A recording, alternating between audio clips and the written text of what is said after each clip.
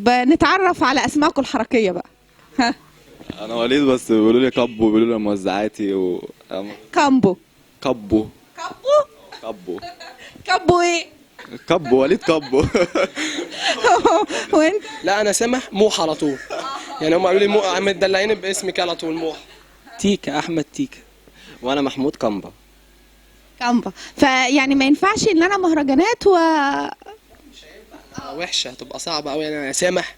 مين اللي اختار لكم الاسامي دي يا وليد؟ لا، هي مش ملهاش علاقه بالمهرجانات، هو كاسم شهره. هو دلوقتي اصلا في العصر في مصر مفيش اي اصلا شاب ملوش اسم حركي.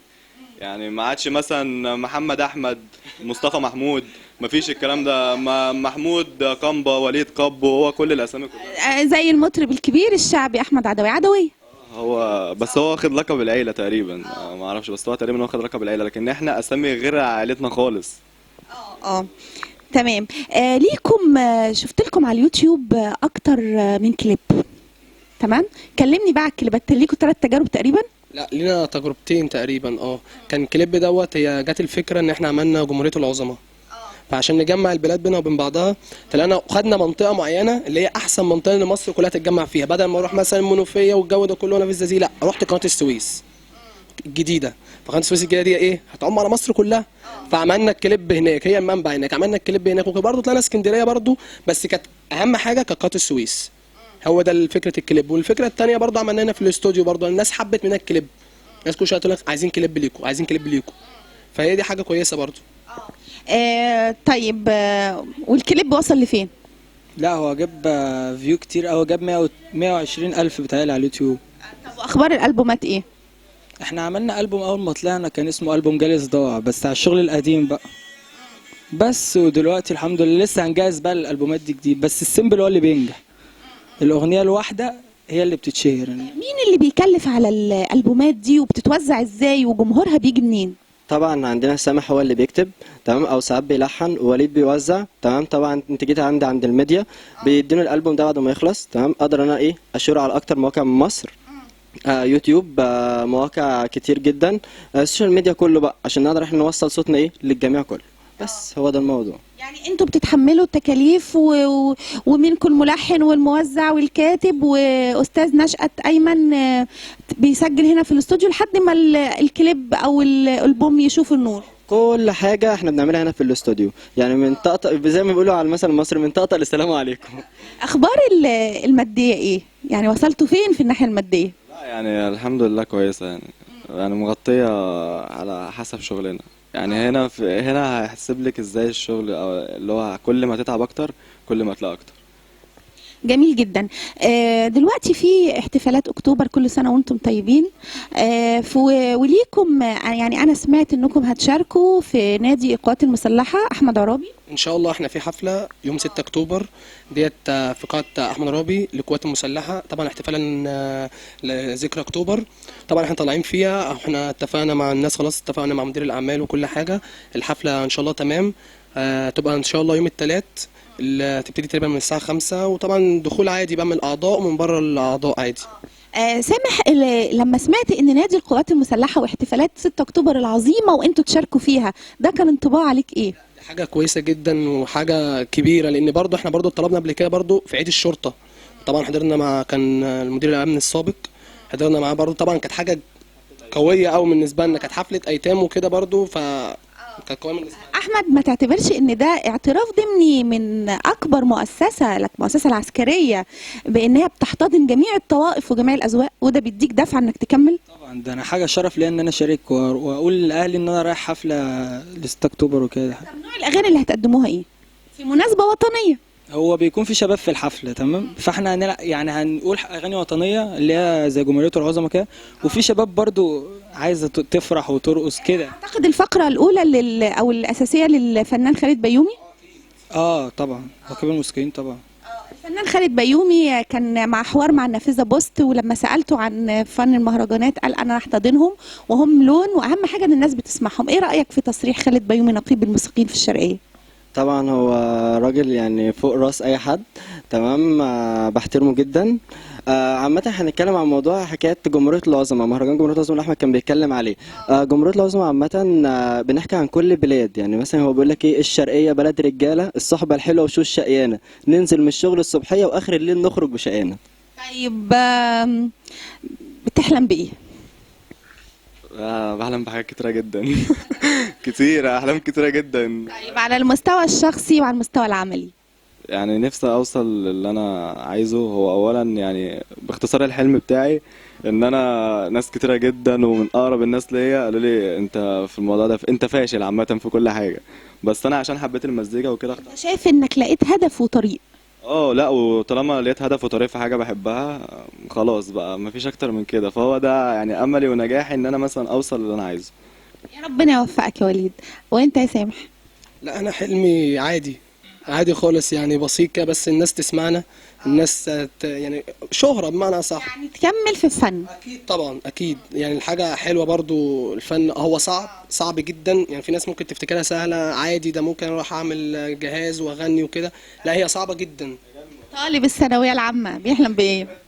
طبعا انجح برضو، انجح في دراستي اول حاجه، تاني حاجه برضو ننجح وربنا يكرمنا وكده. وتمشي في طريق الفن. ان شاء الله. ها؟ إن شاء الله هننجح ومصر كلها تسمعنا، بدل ما في مثلا 3-4 بلاد من مصر بيسمعونا، إن شاء الله مصر كلها تسمعنا. انتوا هتنجحوا لسبب ايمانكم بالهدف، وان شاء الله هتنجحوا إن شاء الله يا رب. ان شاء الله. نسمع حاجة كده لايف. اه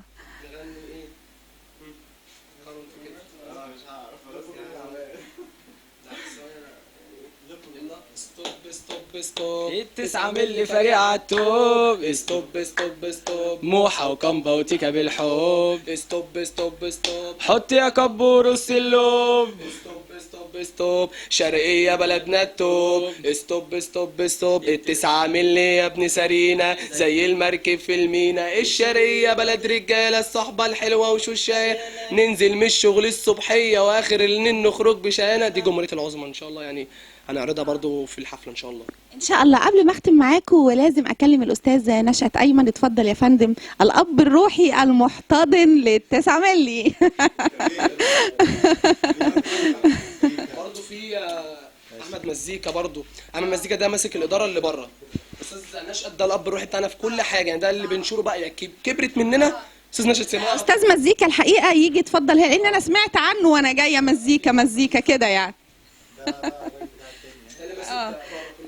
استاذ ايمن، انطباعك ايه على نجاحهم، واهم من نجاحهم ايمانهم وتمسكهم بالطريق رغم صعوبته؟ والله بص اقول لحضرتك، هو الموضوع كله اصلا ينطبق على اهم حاجه كان الاستاديو. هم الشباب كان فيهم الايه، الحته اللي هي الفنيه شويه. الاستاديو ظهر، الرجاله كل هم لوحدهم لموا نفسيهم. يعني واخد بالك انت لما انت بس قدمت لهم اول الطلعه اول السلمه، هم نفس الحوار. طلع اول السلمه بداوا يشتغلوا، بدأوا يقولوا ان في ناس بتسمع، عايزين 9 ملي، عايزين مش عارف ايه، حفلات بدأوا يطلعوها. المنصورة شغالين فيها بسم الله ما شاء الله كويس. على فكرة هم مش نزلنا اسيوط، يعني ايه اللي جابنا بقى، شوفي واخد بالك انت المشوار، إيه اللي جاب اسيوط للشرقية، الناس طلبتهم.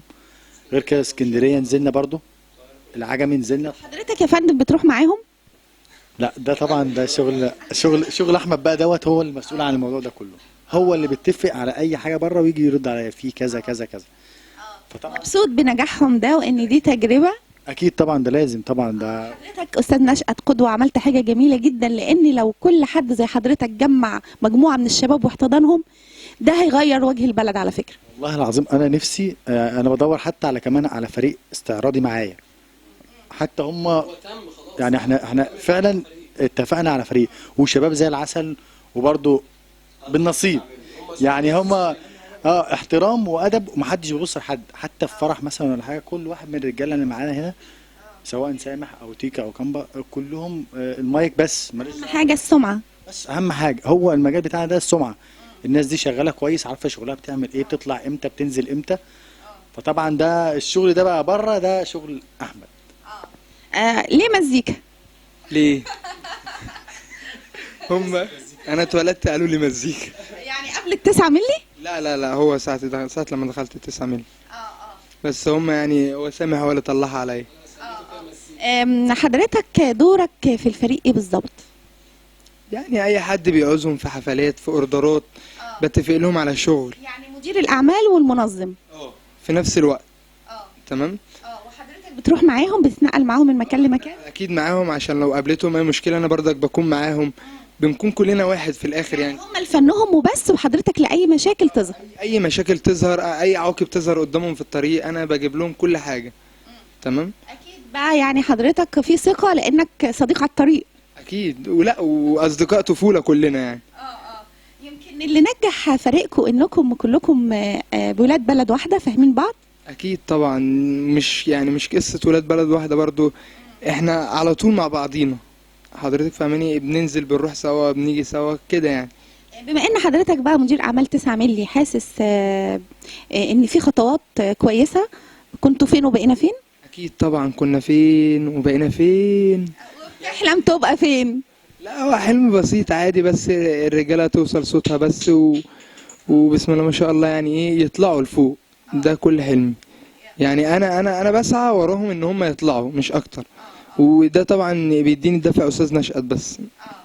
واضح ان الاستاذ نشأت ده بقى يعني ايه، الاب الروحي. والله تقدري تقولي كل حاجه والله بالنسبه لهم. على فكره احنا مش يعني، انا بالنسبه لي يعني حتى لو لقيت واحد مثلا اتعوج سنه كده مثلا، او مثلا عامل حاجه تنرفز الجميع، طبعا لازم انا بقف معاه يعني بتتدخل. لازم. حتى برضه لو في مشاكل اي عنده، حتى في البيت في اي حاجه بتاع، بحاول ان انا ايه يعني اعتبرني اخوك الصغير الكبير عادي شغال، انت صغير وانا برضه بفهمك دي غلط. تتمنى لاولادك ايه؟ طبعا النجاح، ومحدش يزعل من كلمه النجاح دي ابدا يعني، ده لازم يعني، دي اقل كلمه. لازم يبقى في نجاح، وهم على قد ما هيتعبوا على قد ما هيلاقوا. طبعا انا شغال من زمان وعارف المجال ده كله من اوله لاخره. يعني استاذ خالد الراجل ده فعلا انا عارفه من زمان قوي، وهو عارفني شغال يعني، احنا عارفين من زمان. الراجل ده كويس جدا، وهو مش كان تبع المهرجانات خالص. هو قال لي سكه المهرجان ده بوظت حاجات كتير. فطبعا انا يعني ايه بالعقل برضو كده، هو ايه ليه ان الشباب بصت للاتجاه ده خلاص. لا هو فعلا قال لي ليه جمهور، وله ليه جمهور، الجمهور اللي هيقبل والجمهور اللي هيرفض. والجمهور ايه؟ هو الحكم. لا الجمهور كسب.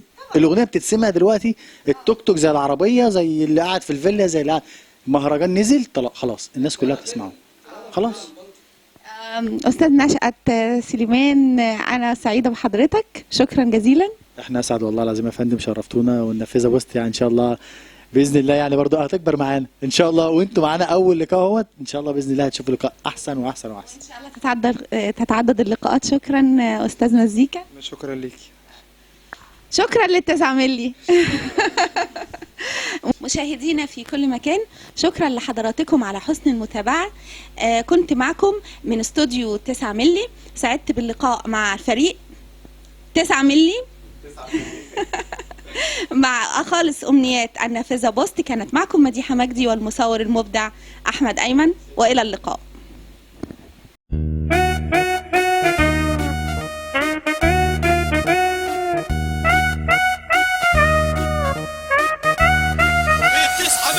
قلب بلدي حب قلب القلوب، هي ساكنة في فيلا هو طالع ينبوه.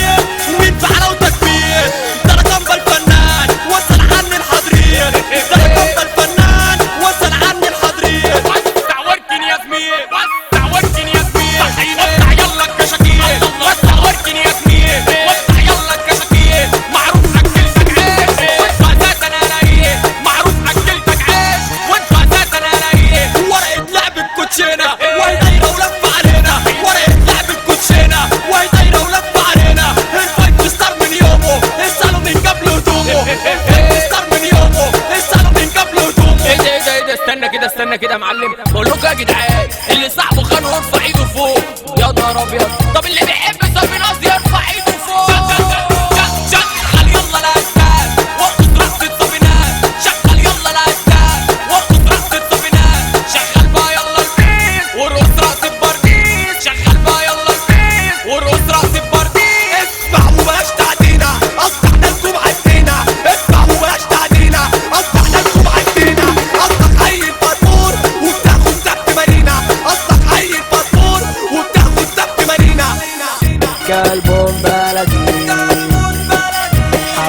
قلبها لولو هي ساكنة في فيلا هو طالع هنا فوق يا قرشين وكراتيه وكيسين قلبك بجنيه يا قرشين وكراتيه وكيسين قلبك بجنيه معمور أعلوس يتنطط فواكه الموت وبديه معمور أعلوس يتنطط فواكه الموت وبديه الأسد لما يغيب الغابة كلها بتسيب الأسد لما يغيب الغابة كلها بتسيب اصحى وعلي الدي جي سمعني السقف يا بيه اصحى وعلي الدي جي سمعني السقف يا بيه طب بس يعني قولي يعني انت فاكر ولا ناسي ولا قلبك ياس؟ اديني ساعة ربع ساعة اديني ثانية حبة ثانية عين دباحة وعين سفاحة وعين نباحة وعين جراحة